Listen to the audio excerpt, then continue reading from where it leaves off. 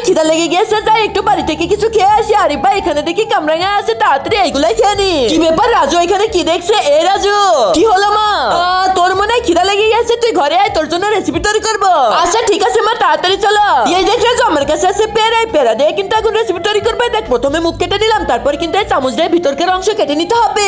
এই ভিতরকার অংশ কিন্তু কেটে ফেলে দেওয়া যাবে না, একটা বাটির ভিতরে রেখে দিতে হবে। এই দেখ রাজু, একটা ঘোপলা হয়ে গেছে, ঘোপলাটা কিন্তু এক জায়গায় রেখে দিলাম। এরপরে এই বিট ফলটা কিন্তু সুন্দর মতো করে আমাদের কেটে নিতে হবে। এবার বিট ফল আর পেয়ারা কিন্তু একসাথে মিক্স করতে হবে। এটার জন্য কিন্তু ব্লেন্ডার মেশিনের ভিতরে দুধ আর চিনি ঢেলে দিলাম। এবার ব্লেন্ডার মেশিনের মুখটা আটকে দিলাম এবং ব্লেন্ড করে নিলাম। একজন মা কতটা আপন হয়, যাদের মা নেই তাদেরকে জিজ্ঞেস করো। তাই আজকে দেখি এই প্রাণের প্রিয় মায়ের জন্য কয়জন লাইক সাবস্ক্রাইব করে দেয়, আর যারা মাকে ভালোবাসে না তারাই ভিডিওটা থেকে দূরে থাকো। বন্ধুরা এবার তোমরা দেখতে পারতেছো কত সুন্দর একটা লুক দিয়ে দিয়েছিল। তারপরে ওই গোপলার ভিতরে কিন্তু সব ঢেলে দিয়েছিলাম। পুরোপুরি লোড হয়েছিল না বলে আরেকটু ঢেলে দিয়েছিলাম, তারপরে কিন্তু মুখ আটকে দিয়েছিলাম। এই নে রাজু, রেসিপি কমপ্লিট, এবার একটু খেয়ে দে। ঠিক আছে মা, আমি এখনই চেক করে দেখছি আসলে কেমন হয়েছে।